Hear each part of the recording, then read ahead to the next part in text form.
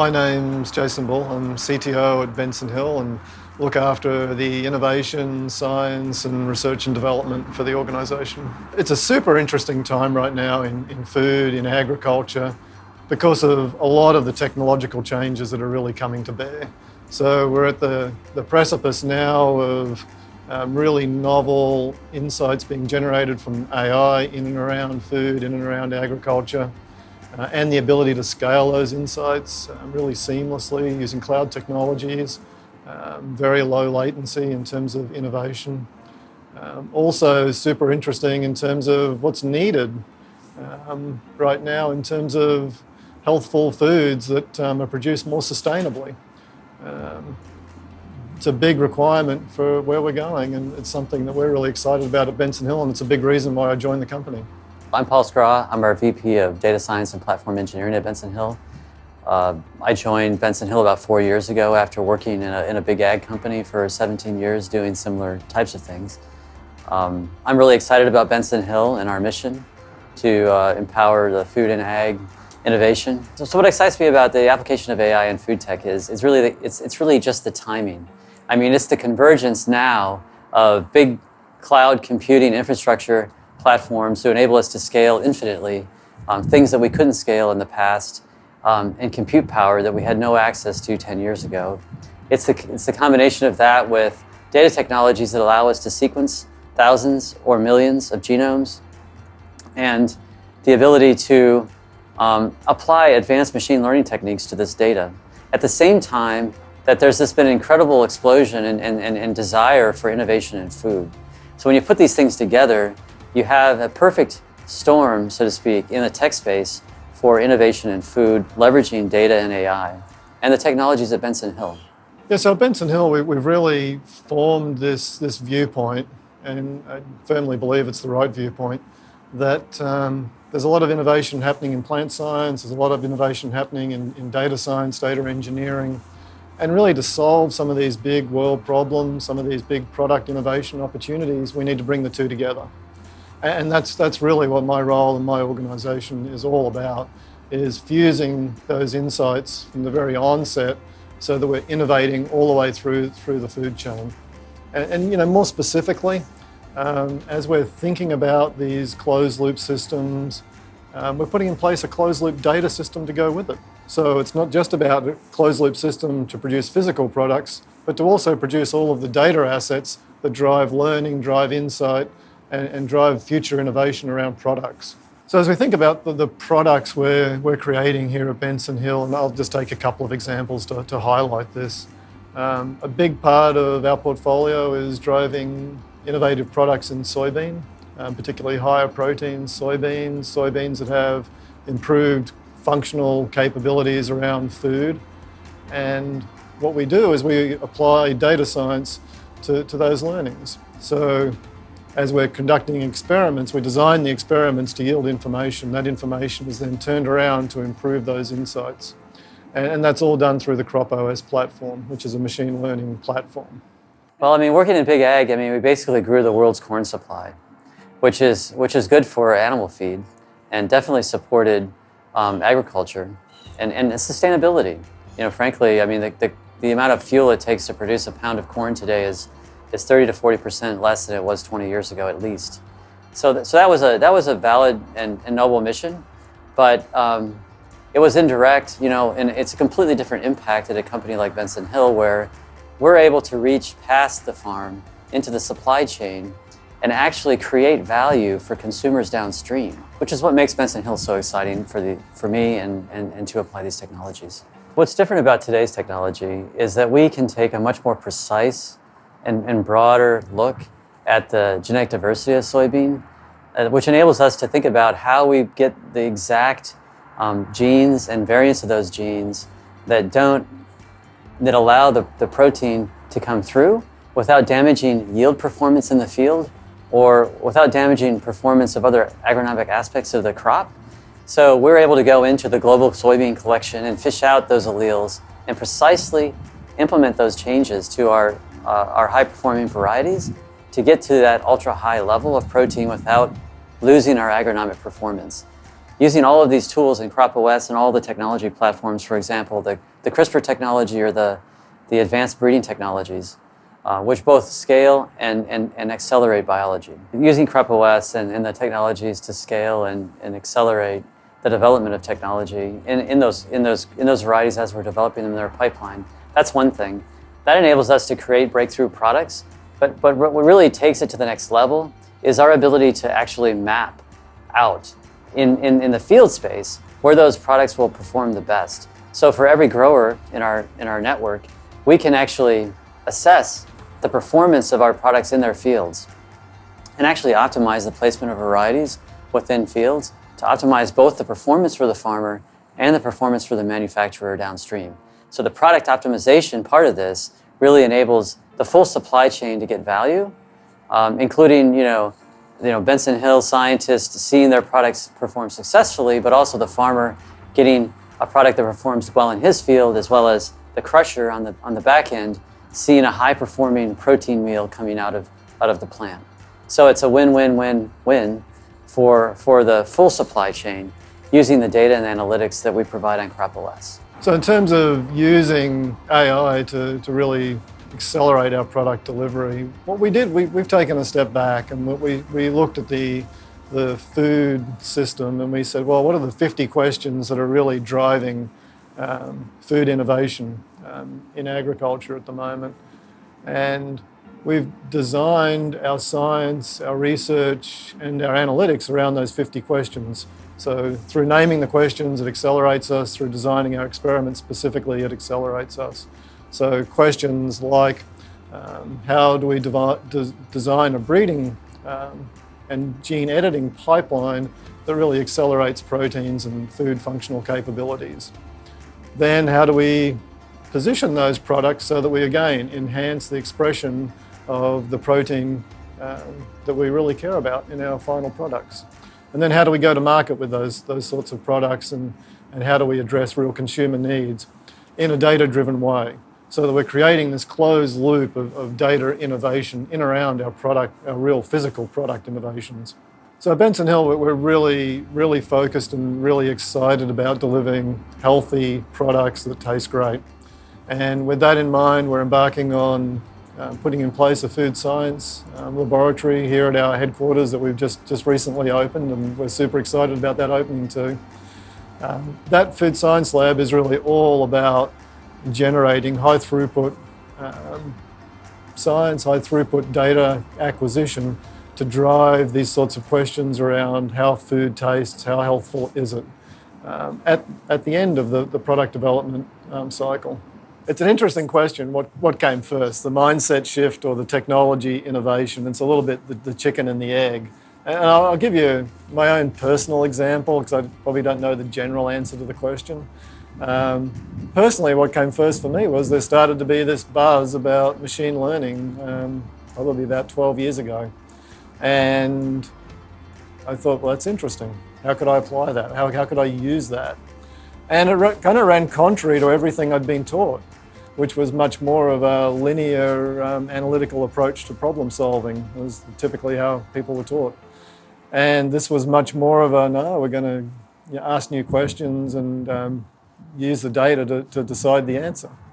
And it was kind of a hard mindset shift, completely revolutionized the way I think about every problem I see.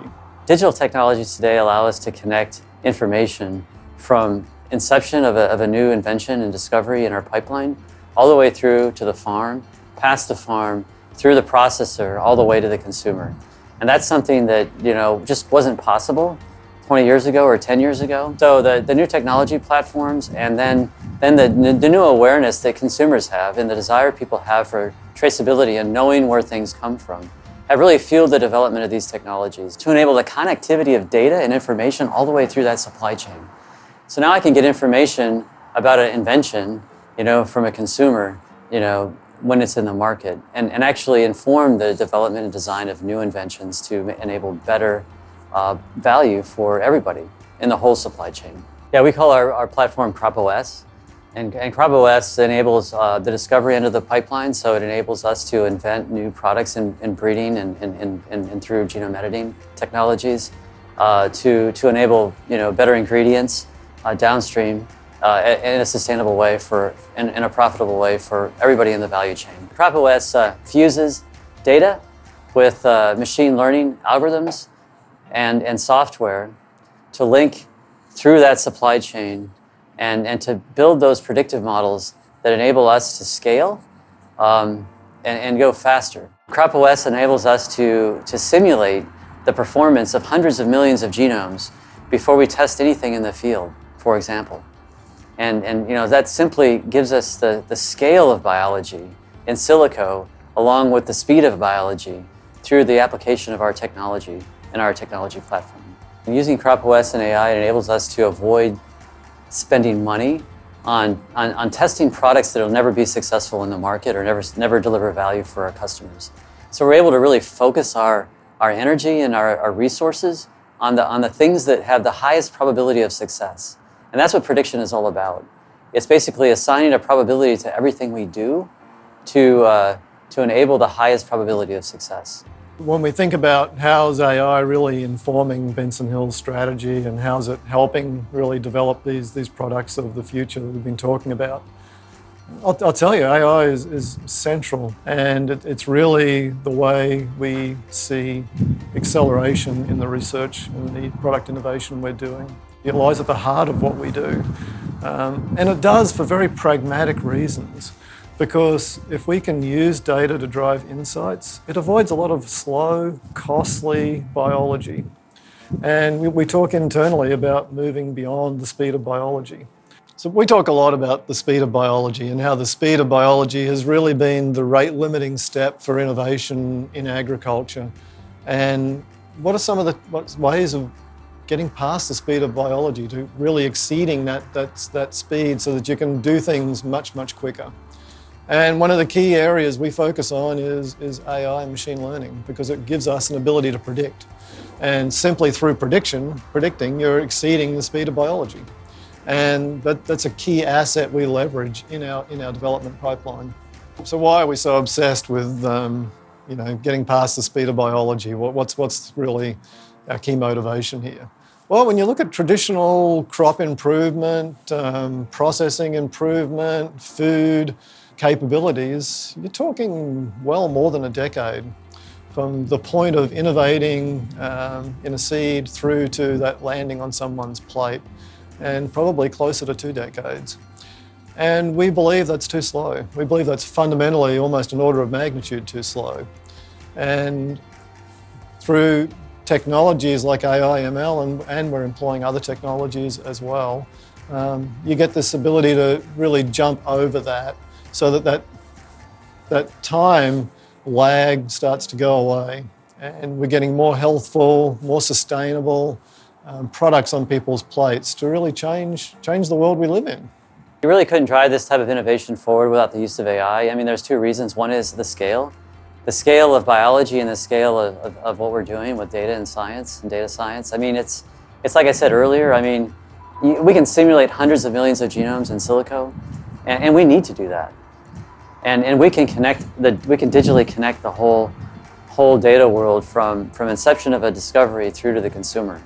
And if you can't do that at scale, instantaneously, you really can't innovate at the level we're trying to innovate, the types of things we're trying to do. The team is complex. It's interesting that when we hear about AI, we think about the sort of super smart guy building these machine learning models on this high-tech infrastructure in the cloud, but it takes a lot more than that to deliver an AI solution on a platform like Cropos. It takes people who can collect and manage and integrate and engineer data at scale. It takes software engineers to link these data pipelines together. It takes folks in the field to sample the seed, to bring in, to get the machines to read the protein measurements off the seed. So it's actually a stack of technology that leads to these results that involves a very diverse set of technical skills, including advanced machine learning, including advanced data engineering, including software engineering, but also a lot of folks collecting that data in the field, in the lab, and automation engineers to drive the automation that enables us to scale our operations and accelerate biology.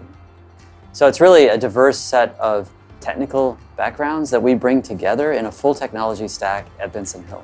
It's always funny to think back, 10 years ago as to, how are we doing these same sort of activities, and what sort of investment profile did we need, and what were the stumbling blocks. And when you think back 10 years ago, really we were doing very linear, analytical type question answers in terms of advancing products through a pipeline. So very typical, statistics. You'd ask a question, run the statistics, get an answer, interpret the answer, and make a decision. There's nothing wrong with that. But really, the mindset we have is AI first. And what AI first means to us is that we frame a question in a way that it can be predictive and it can be prescriptive. So that when we run the analysis is really making the determination as to what to do next. And that frees up our scientists. It frees up our scientists to get on to the next question, to start pushing the frontiers of science. And that's what really excites us. And that's a shift that couldn't have happened 10, 15 years ago because the compute didn't exist. A lot of the data sets that really we've been generating in the last few years didn't exist at the same sort of scale. And more than anything, the thinking didn't really exist. And that's the piece that excites me the most.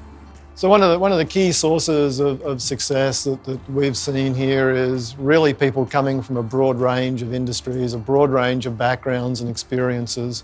So we have a number of people who have come out of big ag seed companies and brought that experience. We have a number of people who are coming from food science, people coming from processor innovation, and many of the traditional engineering disciplines as well. And it's that fusion of those backgrounds, those experiences, and being able to see a problem and abstract it so that we can use that to solve similar problems that just look different. We're inventing new ways of doing breeding that completely defy the speed of biology. And as we're implementing these technologies and seeing the fruits, that's where the excitement's going to come from, and that's where you get to launch the next wave of innovation on top of the innovations we already have. So that's what I'm excited about. I love technology, I love the impact it can have, and I love bringing it together with new business models that really make a difference in the world.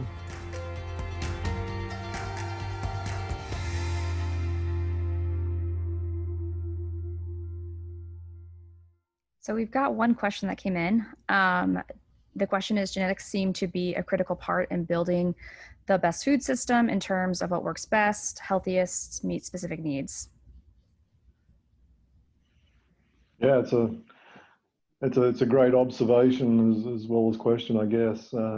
That's certainly the viewpoint we've assembled here at Benson Hill is this starting with the best genetics, the genetics that are actually designed to be the sort of whole food that you're really after as a consumer is a key insight and what we believe is a key differentiator in how we think about things and really what consumers ultimately demand and need as we go into the future. So yeah, I mean, I just wholeheartedly agree on that, and I think it unlocks all sorts of innovation as we move into the future.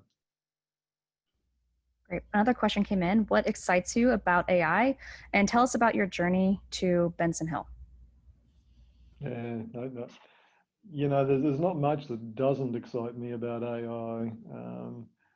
As I think about what it unlocks and really just the fundamental difference in the way you approach problem solving and question answering. It's a complete reframe really of what has been the traditional way of solving problems in companies or elsewhere.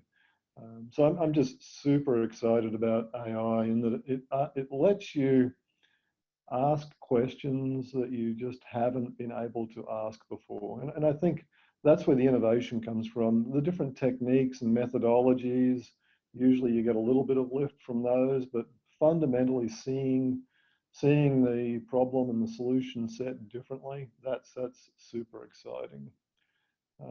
Yeah, my journey to Benson Hill, it's probably like a few people here is, not really looking to come, kind of approached by a friend who worked here and said, hey, I think you'd really enjoy this. And yeah, one thing led to another, and it was pretty obvious. Yeah, I'd absolutely love this.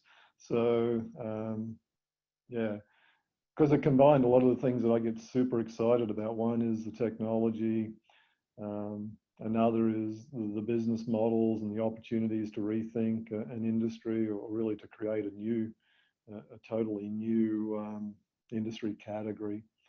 And three, kind of the people, just super innovative, driven people that are super smart. All those three together just makes it like you want to get in every morning, early and get after it.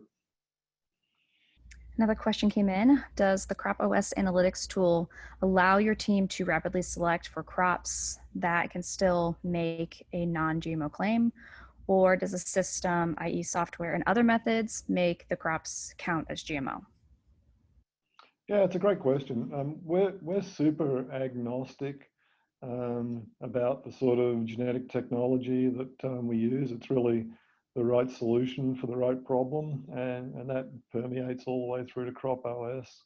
So we can be in a completely non-genetically modified category using Cropos, or we can be in a fully gene edited or biotech solution, even again using Cropos.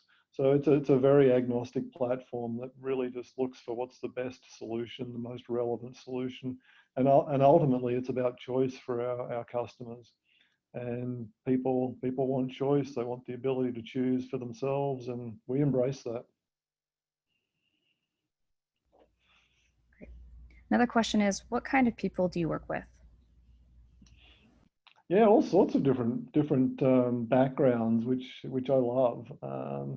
A lot of people from some of the more traditional engineering backgrounds, software engineering backgrounds, people with straight up AI machine learning backgrounds. A lot of people from science domains and very varied science domains, and well beyond that.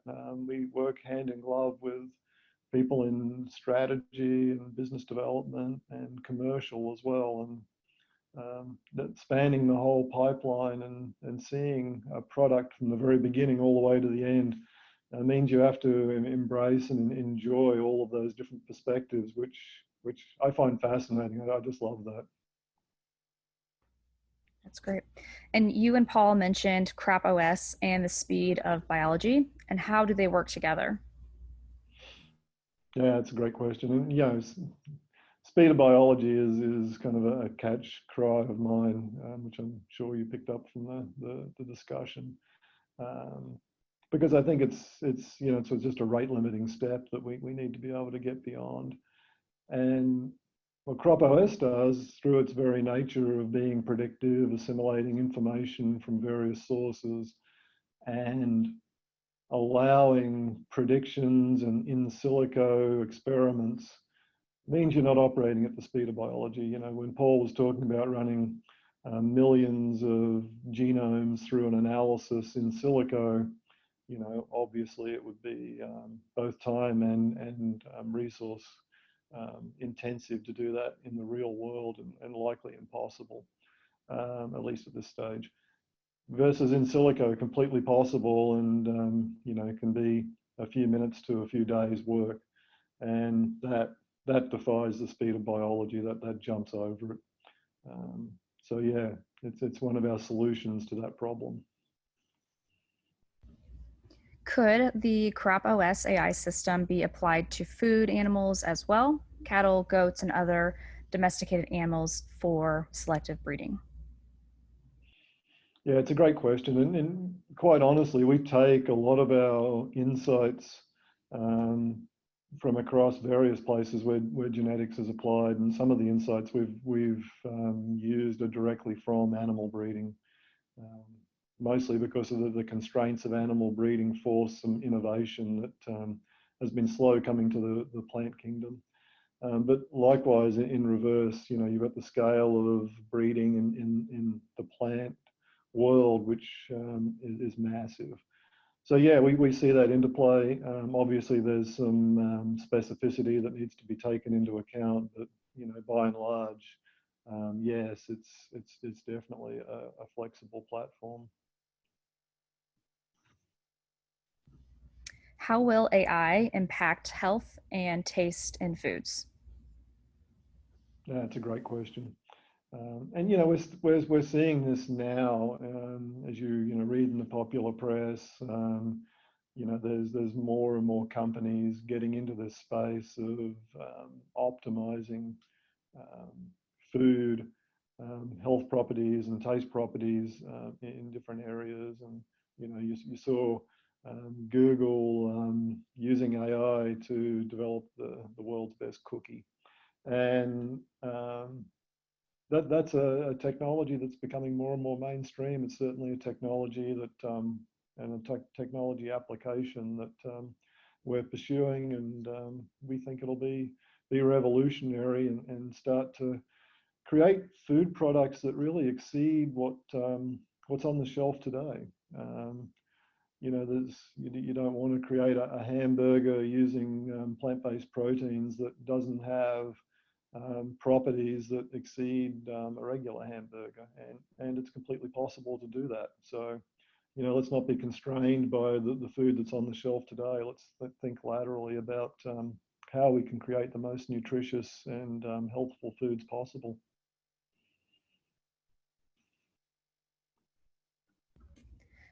And how does the use of Cropos/AI impact the environmental cost of food production? Yeah, it's a great question. And it's one we feel really deeply about. You know, the idea of optimizing the food supply by its very nature has an impact on sustainability.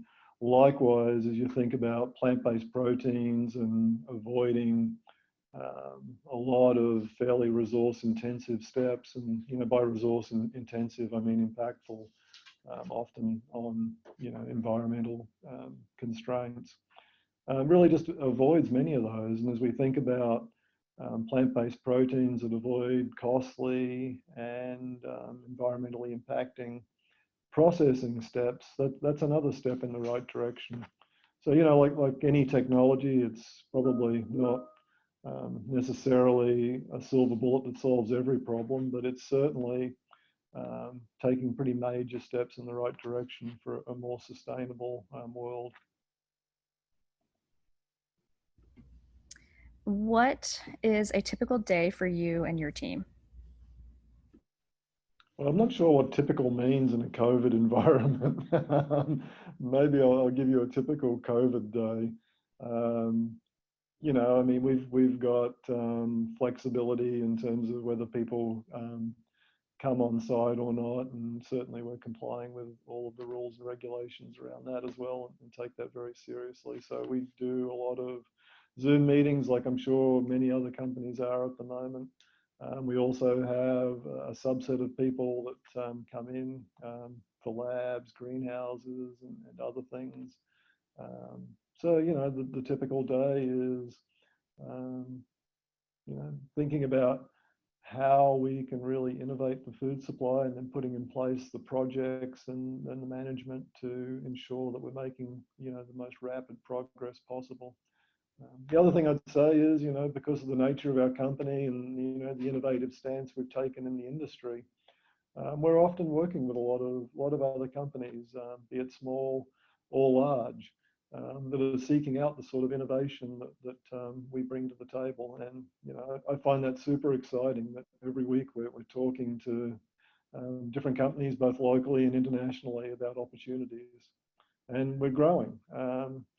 You know, we spend a lot of time thinking about our growth, how we manage our growth, how we bring in the right sort of talent that really can be incremental and build our culture.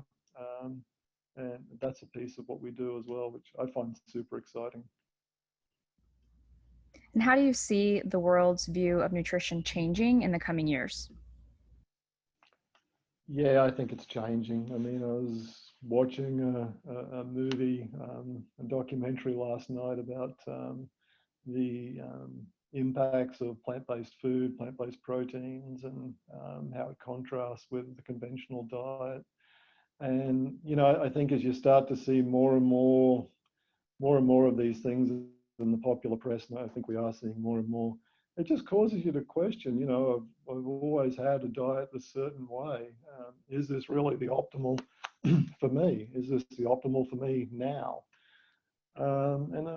I see more and more people calling that into question, and I think you start to see some of these micro shifts, which all add up into ultimately being fairly macro shifts. So I don't know what the timeline is for that, but I think you can see it happening. That's great. So does your team prefer to work with startups, enterprises, and how do you structure access to CropOS capabilities for various types of companies? Yeah, I don't know that we necessarily have a preference. Our preference is always to work with innovative people that want to have a big impact in the world, and that's probably the way we approach our partners and partners we can work together to really have a win-win relationship with. CropOS, at the moment, we've found it so impactful that we've largely been using it internally. We do have some co-development relationships with a number of companies where we work together using CropOS and other of our technologies to develop game-changing things together. That's our preferred mode of operation at the moment.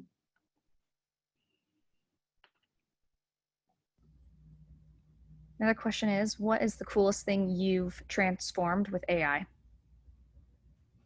You know, the coolest thing is always the thing you're working on. Everything that you've done never feels quite so cool anymore because you've solved the problem.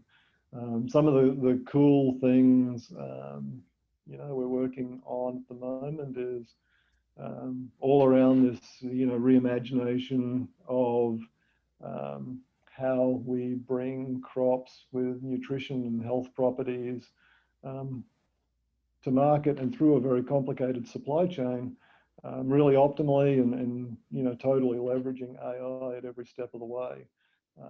Very big problem, very complicated and hugely fascinating. That's where most of my mind share is at the moment.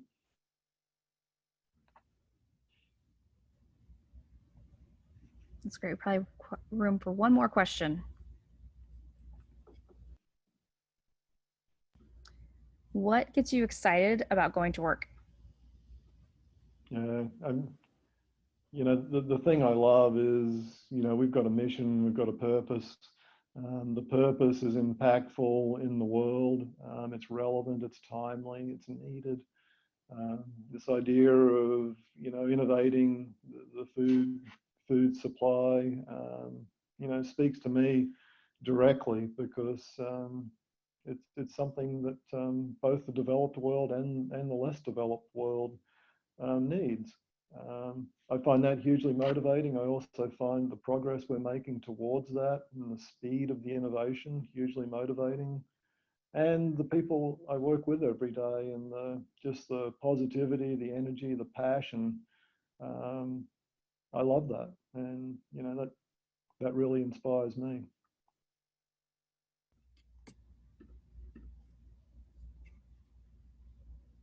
All right, if we have time for one more, what can we expect to see from you next and your team at Benson Hill? That's a great question. I love that question. Yeah, a lot. We set big goals and we really get after it. You know, like a lot of agricultural companies, we're going through harvest right now, and we're going to get a lot of really game-changing results coming in from harvest that set us up for next year's experimentation and further pipeline advancements in our R&D pipeline. I'm super excited for this year's harvest results in a lot of areas, a lot of crops. That's probably the thing that you know, you'll see next is some of our pipeline advancements as we go into the future. That's great. I think that concludes our Q&A. Thank you so much, Jason, for your insight and answering the questions. Thank you.